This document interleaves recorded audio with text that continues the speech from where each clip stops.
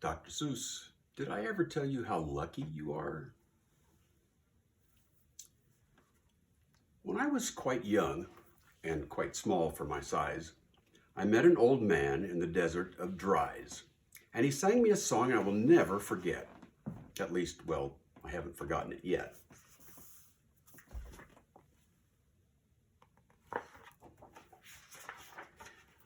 He sat in a terribly prickly place, but he sang with a sunny, sweet smile on his face.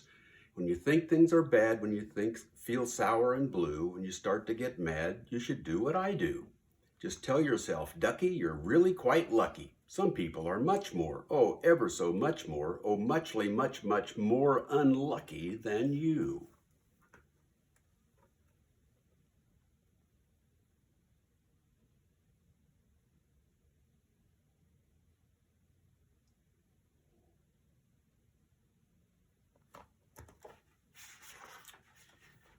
Be glad you don't work on the Bunglebung Bridge that they're building across Boober Bay at Bum Ridge. It's a troublesome world. All the people who are in it are troubled with troubles almost every minute. You ought to be thankful, a whole heaping lot, for the places and people you're lucky you're not.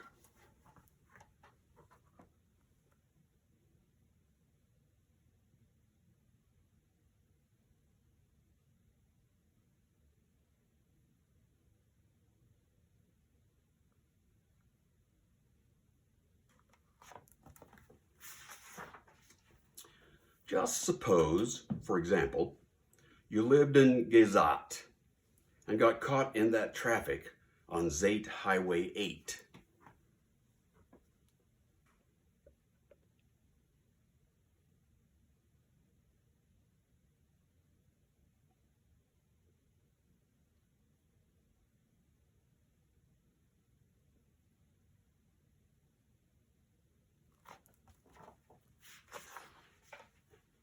Or suppose, just for instance, you lived in Gazaire with your bedroom up here and your bathroom up there.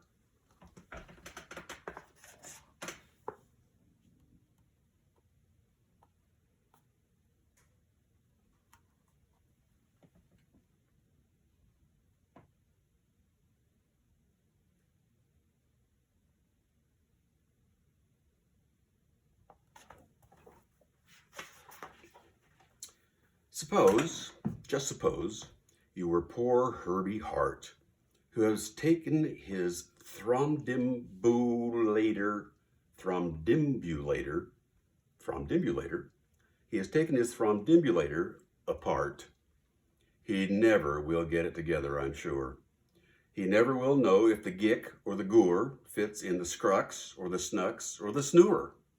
Yes, Ducky, you're lucky you're not Herbie Hart, who has taken his thrombdimbulator apart.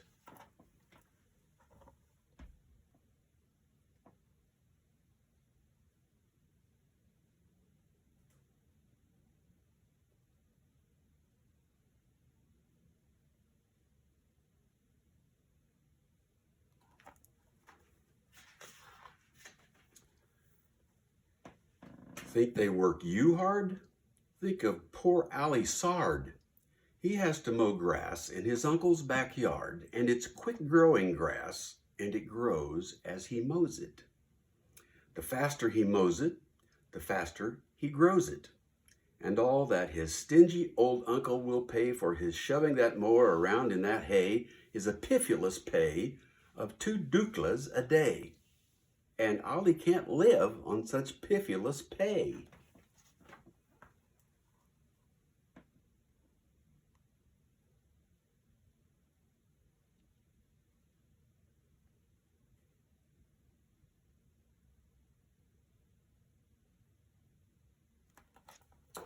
So he has to paint flagpoles on Sundays in grooves. How lucky you are you don't live in his shoes.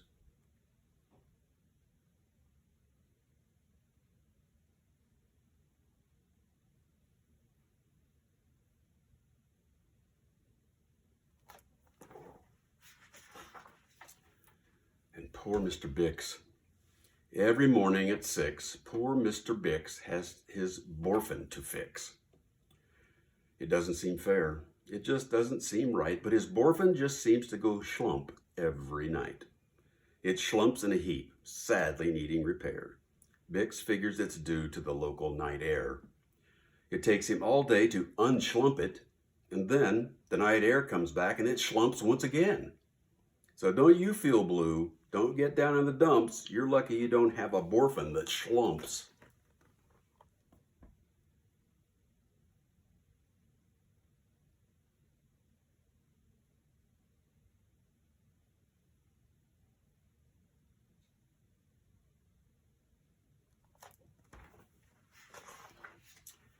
And while we're at it, consider the schlotz, a crumple-horned, web-footed, green-bearded schlotz, whose tail is entangled in unsolvable knots. If he isn't muchly more worse off than you, I'll eat my umbrella. That's just what I'll do.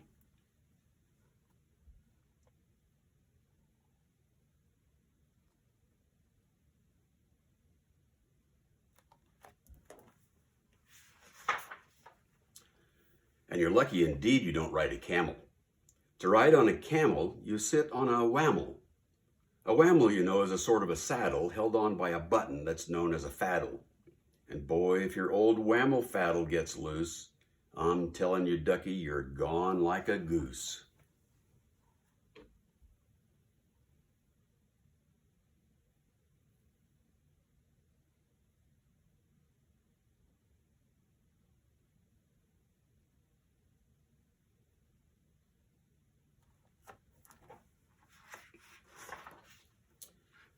And poor Mr. Potter, T-crosser, I-dotter. He has to cross T's and he has to dot I's in the I and T factory out in Van Nuys.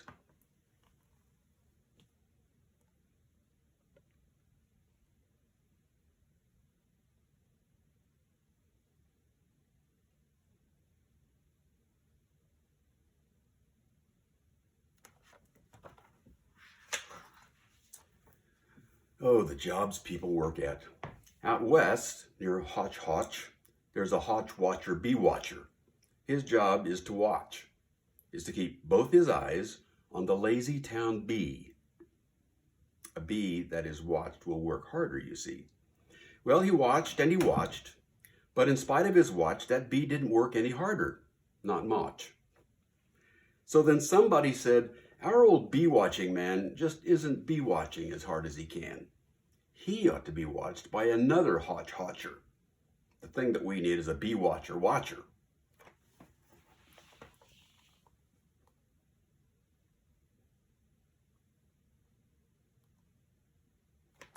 Well,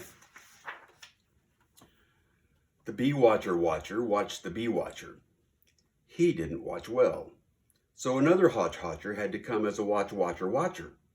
And today, all the Hotchers who live in Hotch Hotch are watching on watching the watcher who's watching that bee. You're not a Hotch Watcher. You're lucky, you see.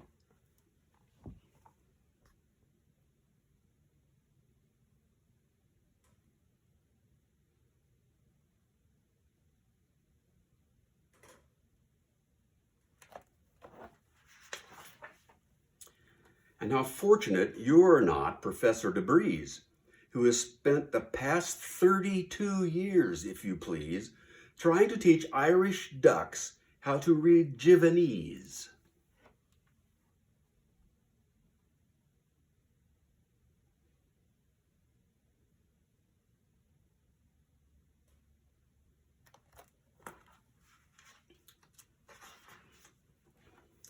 And think of the poor puffing Pugelhorn players who have to parade down the Pugelhorn stairs every morning to wake up the Prince of Puboken.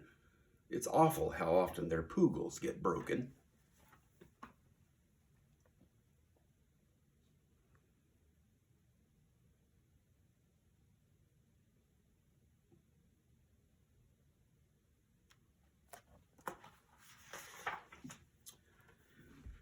And oh, just suppose you were poor Harry Haddo. Try as he will, he can't make any shadow. He thinks that perhaps something's wrong with his giz. And I think that, by golly, there probably is.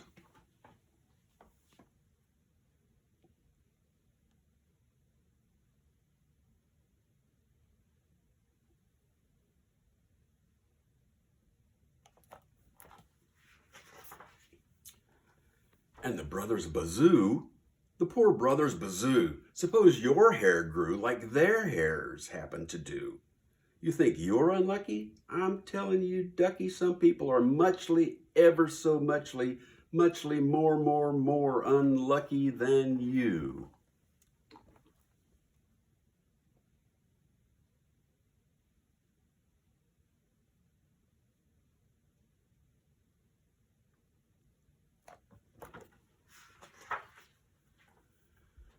Suppose that you lived in that forest in France, where the average young person just hasn't a chance to escape from the perilous pants-eating plants. But your pants are safe. You're a fortunate guy. And you ought to be shouting, "How lucky am I?"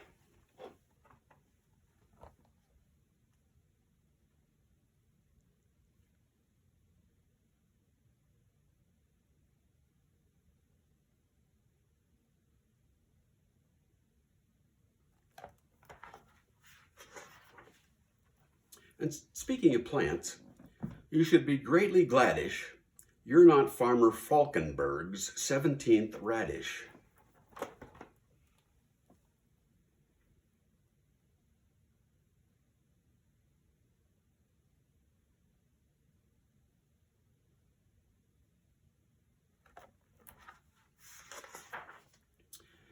And you're so lucky you're not Gucky Gown, who lives by himself 90 miles out of town in the ruins of Ronk.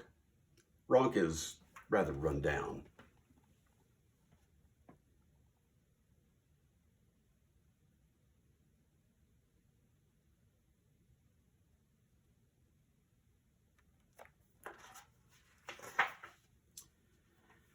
And you're so lucky you're not a left sock, left behind by mistake in the caverns of Croc.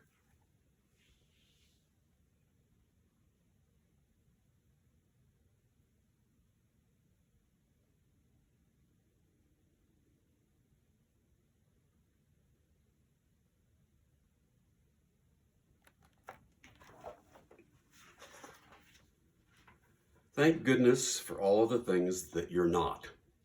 Thank goodness you're not something someone forgot and left all alone in some punkerish place like a rusty tin coat hanger hanging in space.